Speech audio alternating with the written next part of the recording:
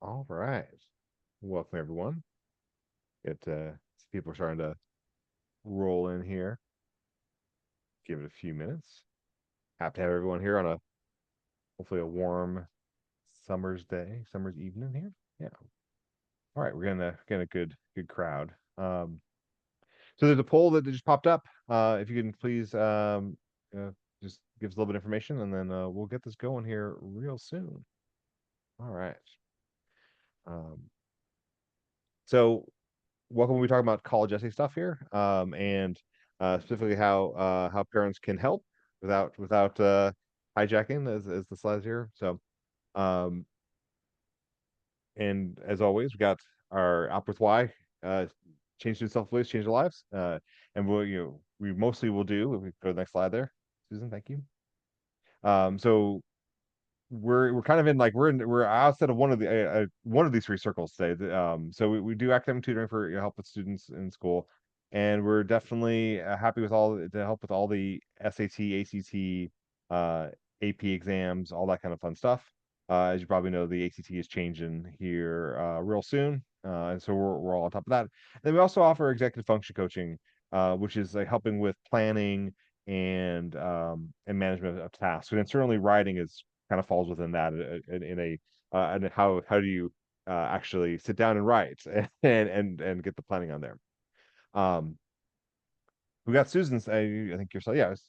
So we have Susan Napau, who is going to be our president for this evening. We did this a few months ago. It felt like. Susan's very experienced in this, and she's the CEO, co-founder of the WoW Writing Workshop, and she's worked with all kinds of students and all kinds of trained counselors and ICs in writing methods, and has a long history of speech writing and her own writing and stuff. So we're in really good hands there on that. So if you have any questions, we'll have a Q&A at the end there. I see someone already threw one in there and asked if there's going to be a recording. Yes, so we'll have that posted tomorrow. So, but Susan, I'm going to let you take over. All Thanks so right. much. Thanks, Matt. I am glad to be here. So you can see me on the screen, and you can also see me in the top corner there. I'm Susan Napo. I'm from While Writing Workshop. We're a very small company. We're a boutique company. Our clients are families like yours. We work with students who are applying to college. We work with students who are applying to grad school. So that's you later, but not yet. And we also work with our colleagues. So we train school counselors, we train independent counselors, hundreds of them a year. And we've developed a method that is used throughout the country and throughout the world. And today I'm going to give you a little preview of that and talk about what you can do. If those of you who are parents, I assume this is guided toward parents, but I assume there's probably a few students on with us today as well. What parents can do to help, but without taking over. So I want to give you a little history. I started this company in 2009. It's now 16 years ago with my business partner, Kim Lifton. Now, she retired at the end of the last year, but she's a journalist. So when we started this business, we said we are going to make ourselves the experts on the college essay. Because if you put a journalist in charge of a company and you say, go find out everything you can find out, she's going to find out everything she can find out. So from the beginning, we have said we must provide valuable, reliable information. So you can count on us. No gimmicks, nothing that we haven't checked out, nothing we haven't tested and proven. Now, I'm an instructional designer, which means that I develop training and teaching materials. So I want to make sure that our students know exactly what to do and how to do it. So I'm not just going to show a student a bunch of examples and say, here's some examples of some good essays for students who are going to Yale. I'm going to explain how to get there, how to develop an idea, how to review the essay so that students can work with us, with our coaches. This is my team here on the screen, and they can work on their own. So some of what I'm going to share with you today, is going to give you things you can do on your own as well. We really believe that what we are promoting here is calm. Our method is simple, it's straightforward, and it promotes calm. At a busy time right now, right? It's July when we're recording this. It's busy, everyone's stressed, applications are going to start being due in a few months. So, my objectives today are really to give you accurate information to answer your questions, and to help you know what to do next for successful college essays and ultimately getting into the school of your dreams, or for parents, the school of your children's dreams, so that they will be happy and you will all have a calm rest of the summer and the rest of the senior year. And for those of you who are younger, take notes and you'll get material, you'll get information that'll help you later. So, what is a college essay? We say it's your story in your voice and your words. Now, that may sound simple, but what do I mean by that? Your story, you matter. You do not have to be extraordinarily talented or unique or have done something that no one else has ever done. Those are myths. There's a lot of noise out there. There's a lot of misinformation. There's a lot of stuff that's going to make you feel like you're not good enough. You are good enough. You are exactly as you should be. And that's where you should start in your voice. So, parents, we're going to talk about this. No over editing. This work needs to sound like it was written by a 17-year-old student. It does, and that's okay. I work with graduate students as well. So sometimes my students come back 4 years later and they're applying to law school or PhD programs or social work school or wherever they want to go. And I look at their essays that they wrote when they were 17. And I can see the development in their thinking and their writing because now they've gone to college for 4 years. Completely different. And that is as it should be. And we say your voice and your words. So parents, you will be tempted to overstep. You will. My youngest child just graduated from college. I have been there. I have been in your seat. It is hard not to go too far because it really matters. It really, going to college matters. The application matters. The essay matters. And really, at this point, if you're applying to college, all that's left is the essay. Maybe you're going to take the SAT again, but basically, you already took standardized tests or you didn't. You already took AP classes or you didn't. You already were the drum major or you weren't. You already had a summer job or you didn't. These things have already happened for the most part. All that's left is senior year, hang in there, and this essay and filling out the complete application so it feels bigger by virtue of being the last thing. So, how do we stay calm? Here's what I want you to do. Please go to this QR code or go to this website. It's wowwritingworkshop.com/ and these are all with hyphens, wow method free download. You don't have to type it in, just take a picture of the QR code.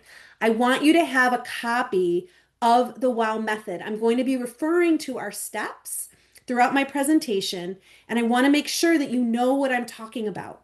I will show this a couple more times, but I really encourage you right now, please go there. Please get a copy of this, open it up so that we can all be talking about the same things. The WOW method is your college essay in 10 simple steps. Now, if you look at this graphic and you download it, you're not going to be able to just write a great essay. Like this isn't, you don't go away. Stay here. I have more for you. But this will guide you. The sheet I'm giving you has two sides. One has all these words in it and the other just has the names of the steps. You can take notes if you want. You can type in it if you want. Use this as a guide, and parents, use this as a guide to help you stay in your lane and stay where you should be throughout the process. The first 6 steps are all about content. I'm going to talk more about content in a moment. Then we move into structure. Structure is how do I move through the essay? How do I move through this as a piece of writing? And finally, polish. Anyone who looks at a student's essay, any adult, is tempted to go straight to structure and polish. It's the easiest thing to do. Students, if you give an essay to your parent or to another adult, do not just hand it to them and say, is this good? Give them the prompt, tell them what you're trying to accomplish. We're going to talk more about that in a minute. So I'm going to give you 5 tips for helping. I'm going to go into each of them one at a time. How to help: 1, help your student reflect. 2, do not tell them what to write. Even if you think you have the best idea, don't tell them what to write. Students, I'm going to teach you how to think about what to write. Parents, I'm going to teach you what questions to ask your child so they can figure out what they should write. Say, trust yourself and mean it. Don't just say it. Trust them. We say, trust ourselves, coaches, trust the process. That's the 10 steps. And trust the student. This work belongs to the student. Our job, all of us, adults, all of us, coaches, independent consultants, school counselors, parents, our job is to reflect and to say what, reflect back to students, tell them what we see, and to help them make good editorial choices, not to tell them what to do, not to tell them what to write, and not to over edit. Number four is get the right guidance. So if you're going to get help, I'm going to give you some guidelines for what good help looks like. And stay calm. It's really okay. If you've gotten this far and you have a good college list, the essay can help you.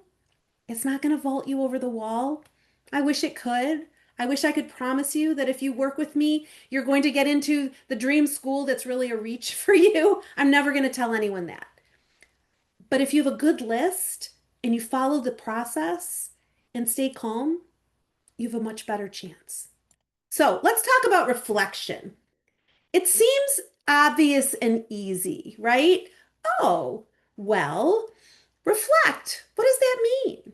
What it means is helping a student think about the answer to this question. What's really great about you? Now, I'm talking about characteristics, not accomplishments. Okay, easy, great. Not always easy for a young person to say, well, here's all the most amazing things about me.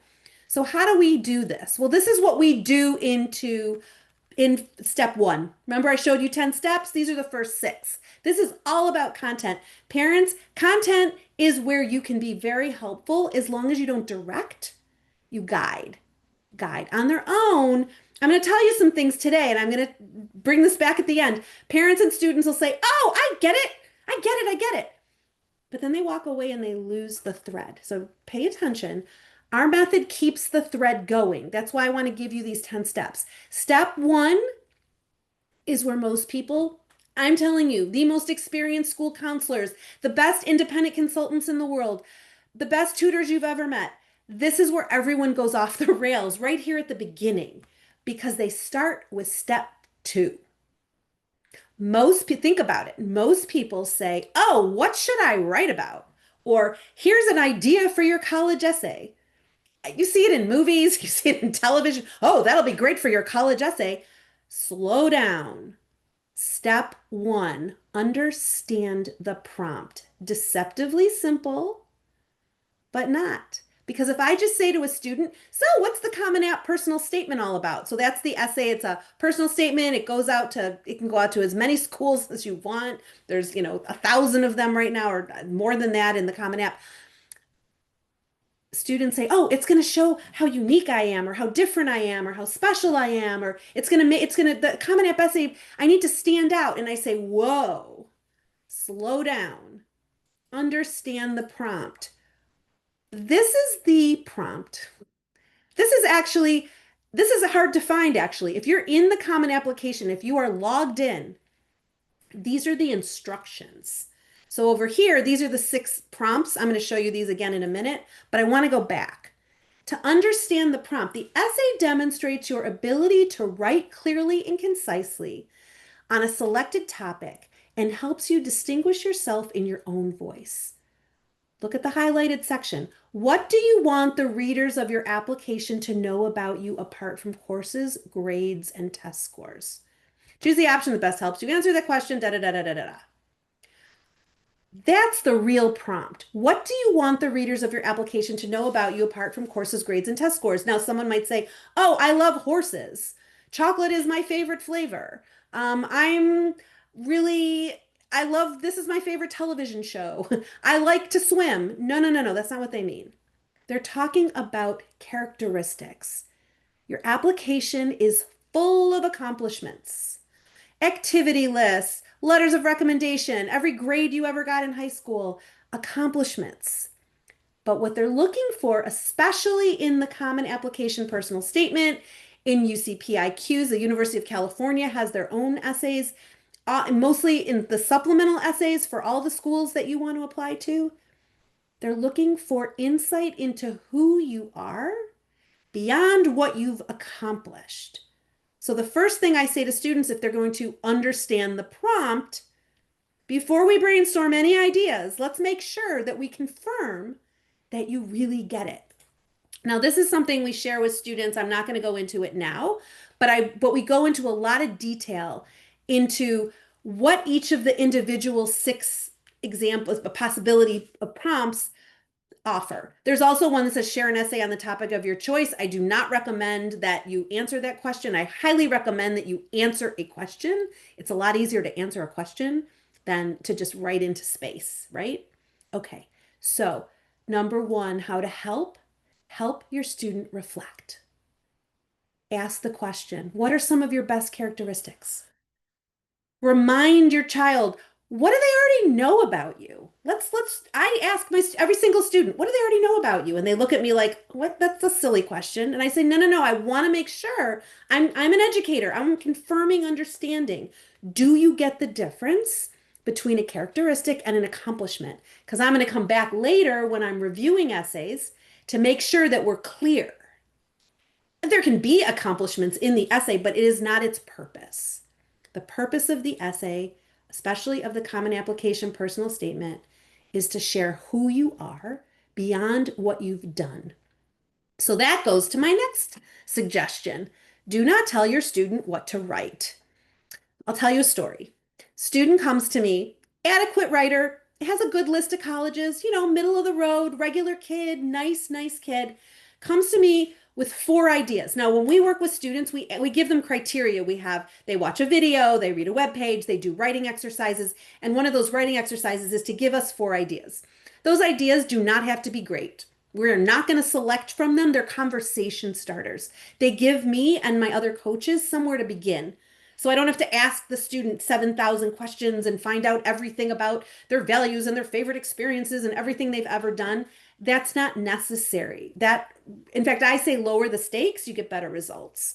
So one of the ways I lower the stakes is I ask for four stories and I want to know something good about you, some positive characteristic.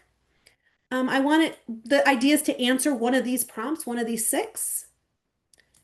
And I wanted to illustrate a positive characteristic. And then I want a few little details. So I need four things for each of these four ideas. And students bring them to me. And I'll tell you the story about my student, my regular kid student. He brings me these four ideas. The first one is he lobbied Congress with his mother when he was 10.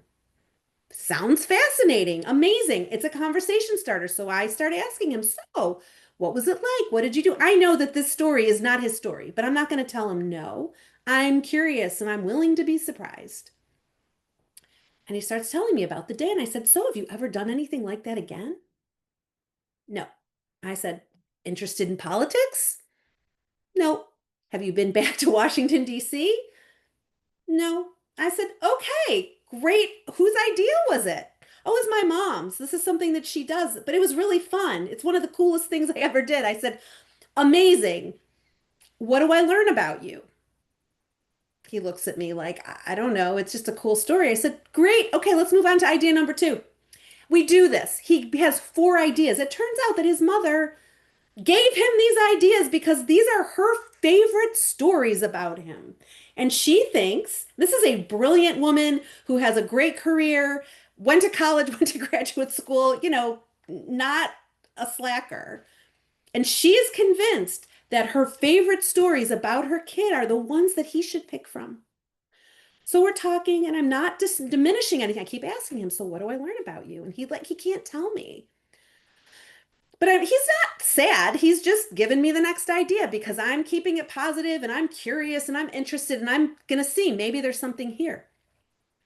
And then I say, hey, let's remind ourselves, what's the prompt all about? He's like, you said it's about my characteristics. I said, yeah, and you told me that one of your best characteristics is that you're really open and curious about people. So here's a phrase I'll give you, parents. Tell me about a time when. I said to him, tell me about a time when you were really open and curious about people. He thought about it and thought about it. No, this is a kid who's been told you're not a good writer, you're not a great student, whatever. Okay, whatever. He's a nice kid. And he says, oh, I get it. Yeah, I was at driver's ed last week and we had a new teacher. I'd never met him before, and it was one of my last days of driving. I finally got my license. And I asked him something, there's something had happened in the news, something controversial. And he said, I asked him if he'd seen the news because I'm just a friendly guy and I like to talk to people. And he did. And his opinion on this event was completely opposite of mine. I mean, like we could not have been more diametrically opposed. I said, oh, tell me more about that. He said, but it was so interesting. It was so interesting. And I loved listening to him and I kept asking him questions. I said, okay, this is a total stranger. You're in a car and you completely disagree, right? Amazing. And he got this huge smile. He's like, that's my story. I said, yes, that's your story. Now, his mother never would have said, write about driver's ed. I wouldn't have said, write about driver's ed. How did he get there? Because I made sure that he understood the prompt. And the way I made sure of it, I did check for understanding at the beginning, and he told me all the right things and he said everything he needed to say. But it wasn't until we went through his ideas and tested them against this concept of understanding the prompt that he really got it. So, yes, you know your kid, you know their best stories. Shh. Help them understand what makes an effective topic and let them discover what they need to write about. You may have heard don't write about sports, don't write about camp. That's not true. Those topics have not been handled well. The problem is that they've been handled so poorly for so many years. It is easier for most people just to say, don't write about them. But I can tell you that I can get a great story out of anyone they want to write about camp. We can find something that really demonstrates their resilience or their problem solving skills or their kindness to strangers. Your kid wants to write about the soccer game that they won. I'm going to say, if you didn't win, would it still be a good story?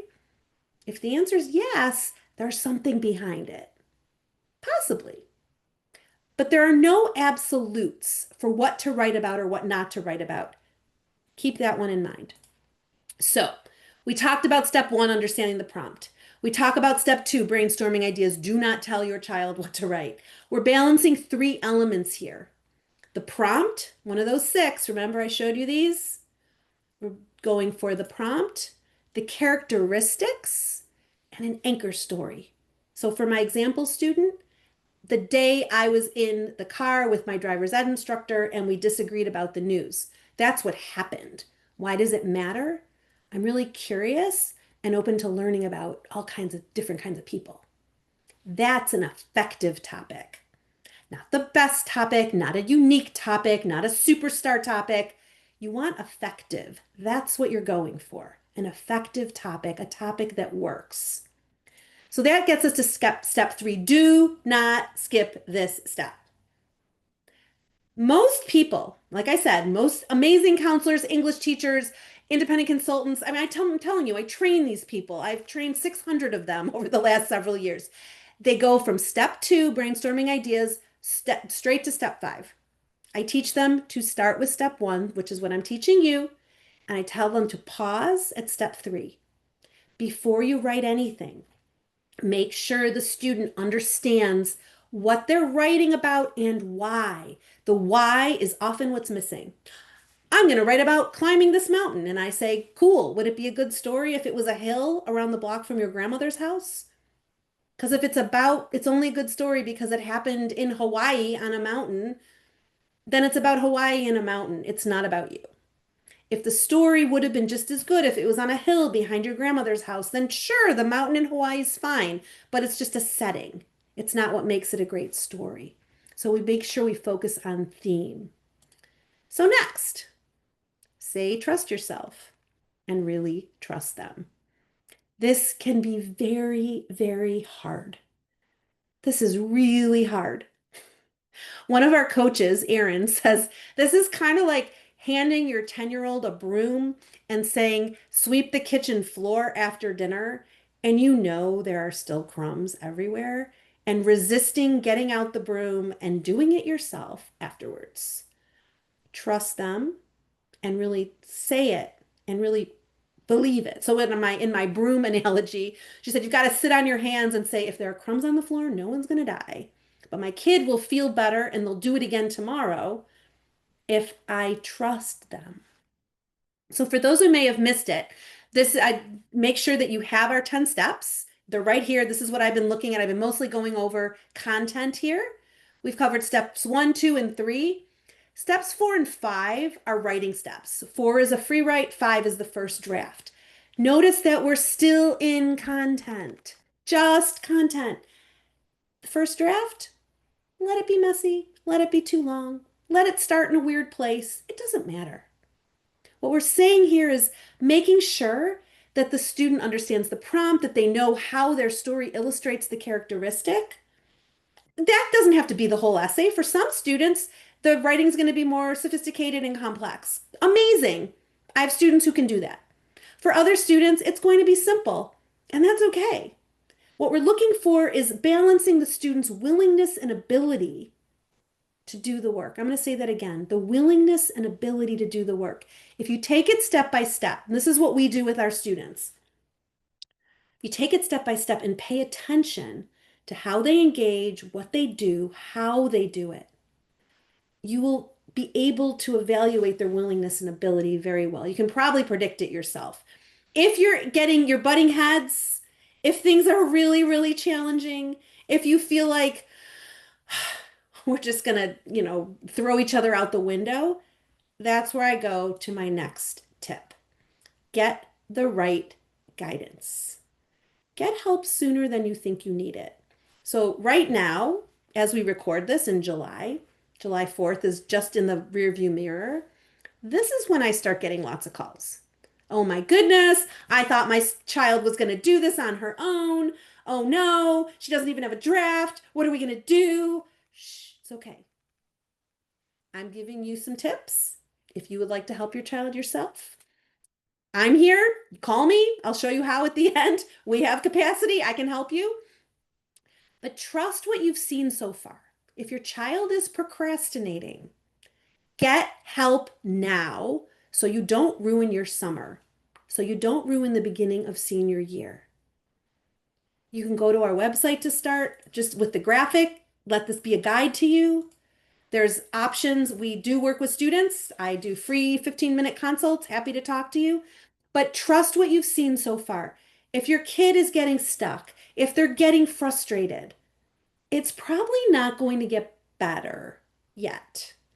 If your child's a procrastinator and is the kind of kid who's going to write this essay on October 20th because it's due November 1st, and that makes you feel like you're going to tear your hair out, get some help.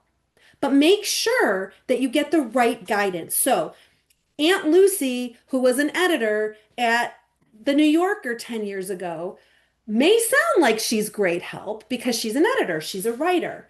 Be careful. I love editors. I'm a great editor. I do not edit student work. It is not appropriate, it's not ethical, it's not the right thing to do. So someone you know who's a writer, who's just a writer down the street, or your relative who's a writer, or your friend who's an English teacher, ask the question. Here's your question. When is the last time you talked to an admissions officer? Or what organizations are you a member of that provide guidance to counselors? Make sure they know what they're talking about because I'll tell you, let's go back. Understand the prompt, step one. Writers tend not to understand the audience. They're looking for beautiful writing. English teachers tend to be looking for beautiful writing, and I love English teachers. I am a big fan. I have a master fine arts writing in writing. I'm a poet. I'm a writer. I love teaching writing. But this is a thinking task. And if you don't understand your audience and you don't understand the prompt as the reader, you're going to give a student bad advice. I've seen it. I've seen it. And it's really important. I've trained these people and I ask them, tell me about your process. And they say, oh, I have students give me ideas. And then we go back and forth and we review drafts. And I say, oh, you're skipping so many things. So I teach them to do it. You can find these people, but be sure that you're getting the right kind of guidance. I can't guarantee that your child is going to get into the college of their dreams. They're going to get into college. There's a college for everyone. I can almost certainly say that. But I can guarantee that most people get the essay wrong. It's okay. Beautiful writing, supposedly unique topics. It's just a sea of sameness. This is why admissions officers get bored, get tired. I've even told them, what you say and what you mean don't always match. Because they're the ones who are saying, don't write to me about mission trips, don't write to me about sports. And I say to them, oh no, we can handle those topics very well. You're just not getting them handled well. So use our 10 steps as a guide. For more detail, there's a book, a free ebook on our website. You can send me a question. You can schedule a 15-minute chat. I have tons of resources, even before asking anybody for a penny. We're happy to share. If you're looking for paid help, we're here. But if you're looking for free help, we're here too. So please, please, please get the right guidance, get the right information. What you need is a process, whatever that process is. I've given you an example, a plan. The plan is what's going on this summer? What's real? How is your child using their time? What other obligations do they have? These all go into making sure they're going to be successful when they write their essay. So process, make sure you got a process. A plan, where are you applying? What does this summer and fall look like? Do you have 2 football practices a day starting in August? Well, then don't think you're going to be writing your college essays in August. You're probably not going to. How motivated are you? What time? Remember I talked about willingness and ability? Take that seriously. Don't push your child beyond what they're capable of or what they're willing to do. That only leads to tension and fights, and that is not what we want. We are promoting calm. We are promoting calm houses where people are not yelling at each other and not stressing out over college applications. Now, I said process, plan, and schedule. What do I mean by schedule? Here's our schedule. Your child wants 2 things. One, to get into the school that they want. And the second thing they want is to be done. I want to get in and I want to be done. I love it. We have students, we'll say to our students, so what'd you like about, working with one of our coaches, working with Joe? And they'll say, I love that I'm finished and all my friends are still stressing and it's the beginning of the school year and homecoming's coming up and I'm done. Your child wants 2 things. They want to get in, they want to be done. So that's why the schedule matters. It's why our students start and they finish. Momentum is your friend. So if you're seeing lots of pauses and I'll get to it later, stop that train right now. I would rather that you start working on essays in August than start in June and take 3 weeks off and then feel really bad because it's not getting done in July. And then it's August and all of a sudden there's lots of time and it's going to happen. Momentum is your friend. You want your child to start and you want them to finish. You don't want to be competent and wonderful. You want to be noticed. You want your child to be noticed. And that requires sticking out in a good way. And that good way is by sharing their story in their voice, in their words. And the way to get there is to start and to keep moving. They'll say, I'll put it aside. I'll get to it next week. I'll think about it. Maybe something more interesting will happen to me. Now, a beautiful essay with nice words and pretty descriptions, that's 1 in a million. That one, a kid can write that all summer long. But an authentic essay, an essay where the student is focusing and starting and they know what they're going to write about and why, and they keep moving, that is rare. That's what you want. That's what I want for you, for your child. That authentic essay it's the student's story, in the student's words, in their own voice. So what I have found is when they start, so I'll finish this and you'll say, I get it. I need to understand the prompt. I'm cool. I'm ready. Amazing. And that's good. I want that for you. I really, really, really want that for you. Where people get lost is in the review. So this second week, this content week, make sure that you're staying focused. Stay focused. The student will say, oh, I'm going to write about this instead. No, no, no, no, no. Let's finish where we started. Let's finish what we started. Let's see it through and see where it goes. Because there's a reason. If you got that effective topic, there's a reason for it. And let's see it till the end. The review later, the structure and polish review, that'll feel a little more familiar to you. That's a more traditional kind of revision. but make sure you don't overdo it. I get calls from parents sometimes. They'll say, this is a sweet story, but it's not like amazing. And I'll say, show me some school papers your child has written. This is exactly how they write. I've been working with them for 4 weeks. This is what they sound like. This essay is 20 times better than it was 3 weeks ago. And they say, well, yeah, I know, but I really want them to stand out. I say, if it sounds like it was written by a 45-year-old lawyer, that is not the kind of standing out that you want. Do not over polish. Stay calm. Stay calm. Your child has done the hardest part already. They've gone to high school. They've done the volunteer work. They've had their summer experiences. They've made some mistakes. They've overcome some challenges. It's beautiful. Celebrate it. Make sure they have a strong and realistic list. It's okay to dream, but remember, a lot of those dreams lead to impossible math. If 4% of students are getting into a school, your student can be amazing and they could still maybe not get in. So focus on what's good. Focus on what's working. Focus on where they're really excelling and meeting their challenges head on and help them have a great senior year by keeping your house calm. So, my 5 suggestions: help your student reflect. Do not tell them what to write. Say, trust yourself and really trust them. Even if you don't really believe it, pretend. Go yell in a closet somewhere. But help your child stay calm. Get the right kind of guidance. Ask the question, what does your reader, reviewer, editor, friend, college professor, when have they talked to admissions officers, or what organizations or what publications are they reading? Make sure that they really know what they're talking about. Oh, and your um, cousin's nephew who got into Duke is not an expert on what it takes to get into Duke. Um, that's important to keep in mind as well. And please, please, please, please stay calm. I really think it makes a huge difference. Why are you doing this? You're doing this because you love your kids.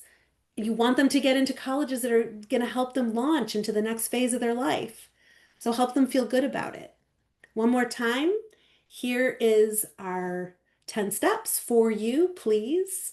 I encourage you to go to our website, check out our free resources, schedule an appointment if you're interested. And I'm going to turn it back to you, Matt. Yeah. Thank you, Susan. So different QR code here. This is for Apple Ruth. If you have interest in something that we can help with. For assuming that there's a lot of families of rising seniors here, we're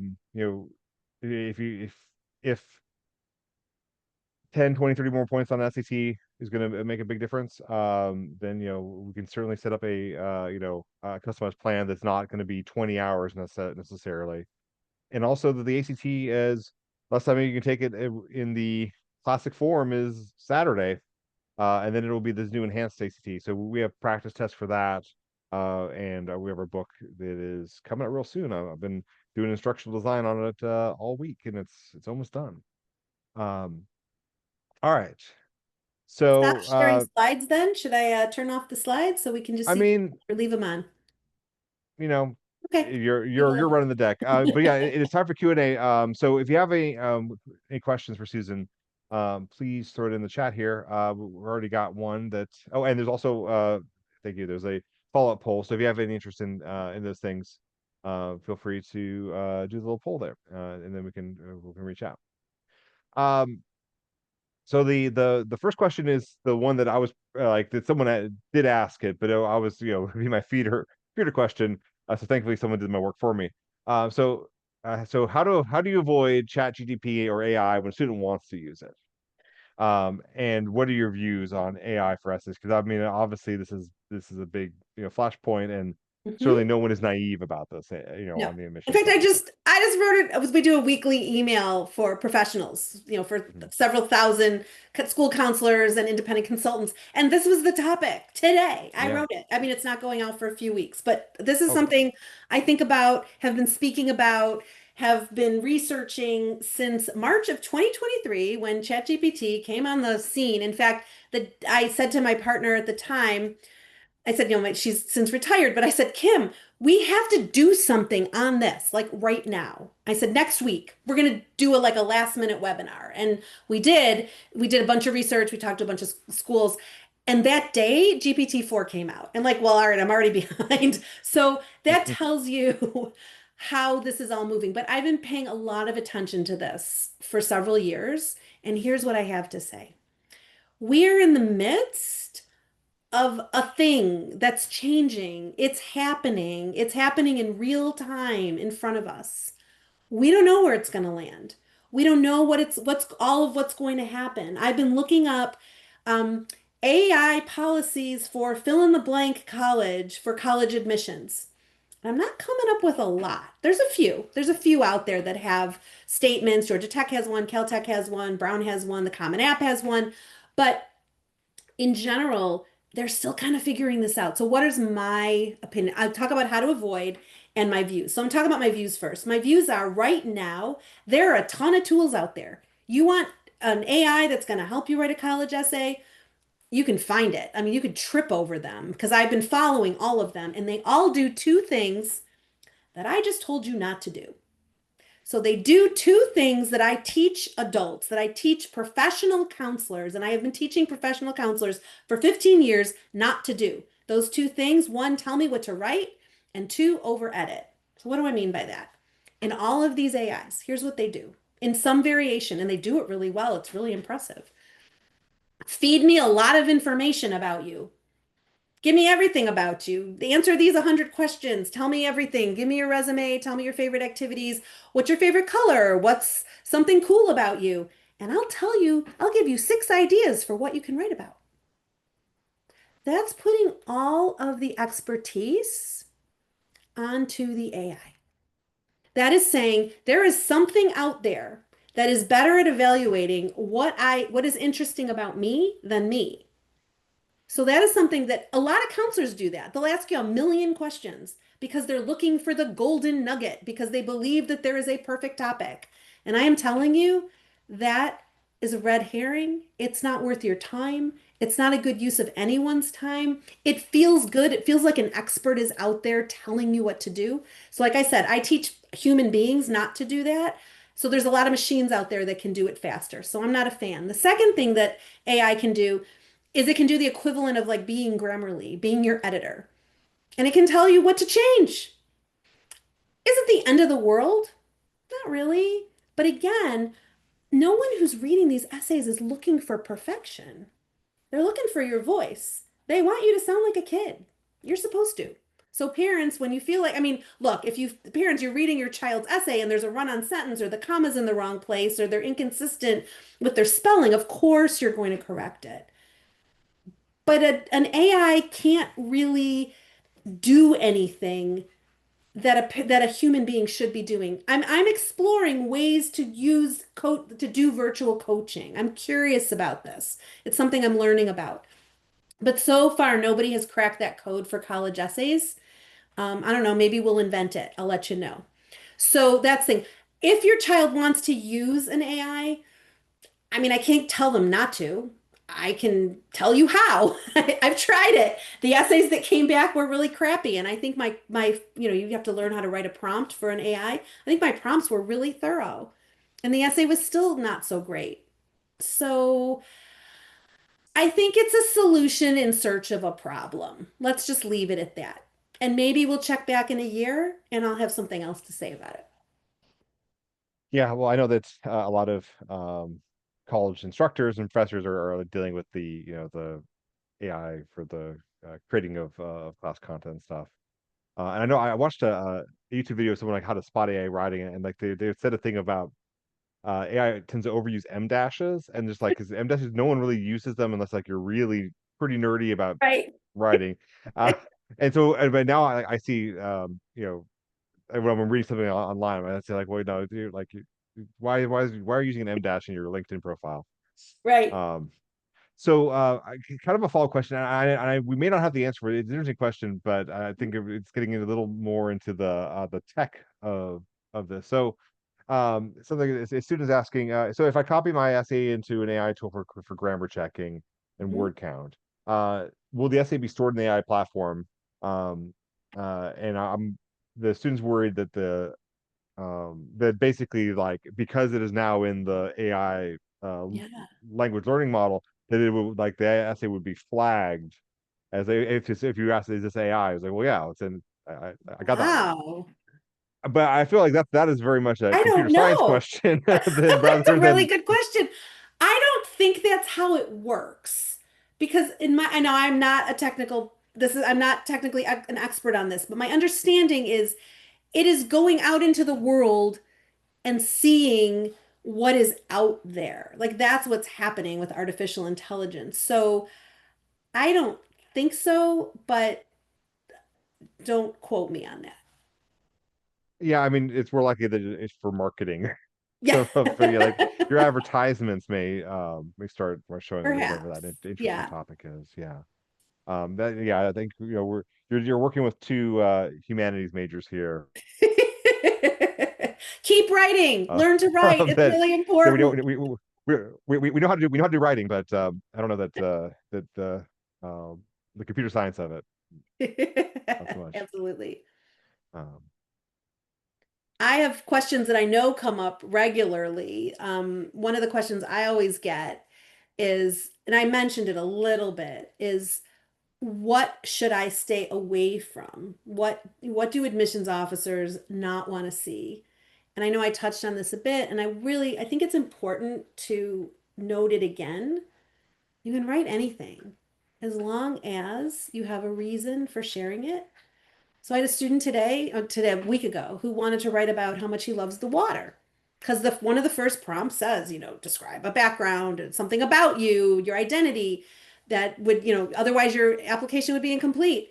And he's like, oh, I love the water. I love boating. I love, sailing. I like swimming. I'm like a water kid. And I'm like, I'm waiting. I'm curious, right? So tell me more about that. What is it? What do I learn about you? Silence. I said, well, I don't know. Have you ever taught someone to swim? Did you build a dock? Did you? I'm thinking, like, what are water right. things that a kid who lives on the water would say?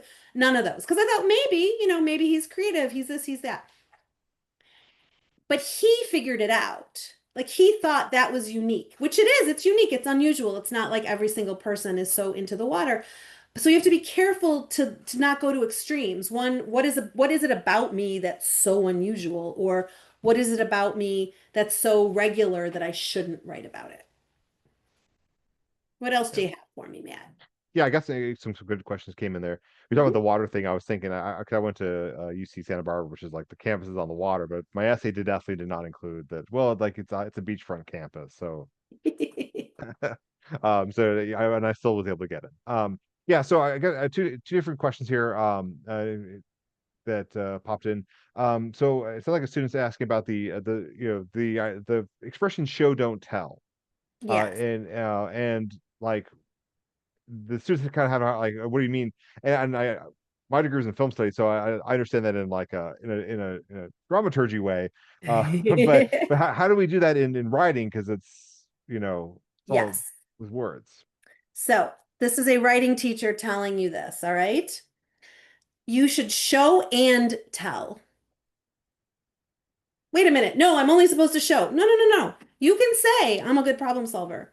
You can say, it was a dark day. That's okay. Absolutely fine. So it's one of those things that sounds good. Somebody said it. If you're only telling, I was scared.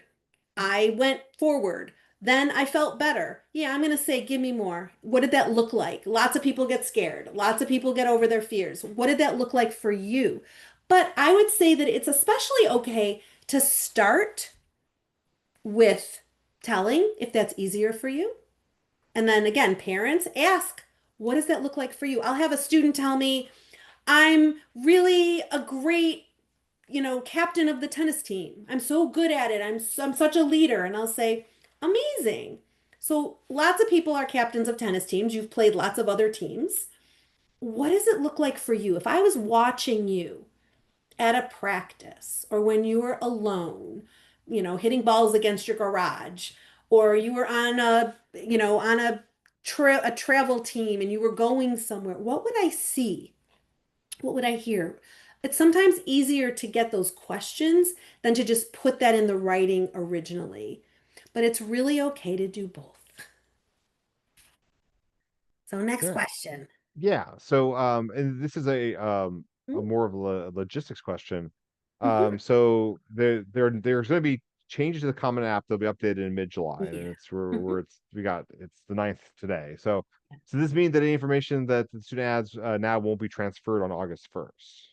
So all of your like demographic information stays, your name, your address, all of that. What they're updating is the schools are giving them, and by mid-August, they're all up to date, what the essay questions are going to be, what the requirements are going to be. So yes, if you have answered those kinds of things and they change, then that's not there anymore. So you haven't applied to college yet. You shouldn't have a whole lot in there. But and also this is what I would say for any technology, always keep a copy. Print it, PDF it, copy and paste it somewhere else. Do not expect any platform anywhere on the whole planet to effectively and consistently save all of your information. Maybe that's because I'm old, but the Common App, your basic if you want to put your name and address in right now, it'll still be there in August. Um, About the activities list, can I add it now? I wouldn't recommend it. I'm going to tell you that. Like, I would say I would keep it, take the format, and also don't write your activities list in the Common Application. Write it in a document and copy and paste. We work with when we work with students on a school, we work on the activities list, additional information, and any other writing tasks. If there are words in it that aren't like facts about you, that's what we do. So we always tell our students, write everything for your activities in a document, then work with your coach, go back and forth. So go back with your parent, look at it, condense. We're masters of making complicated big paragraphs into, just a couple of sentences because you have small space. I don't think that there's major things to worry about there. Yeah, I would just say don't start entering things that if there's a glitch, if there's a hiccup, you don't want to find out that it was supposed to be okay, but it wasn't.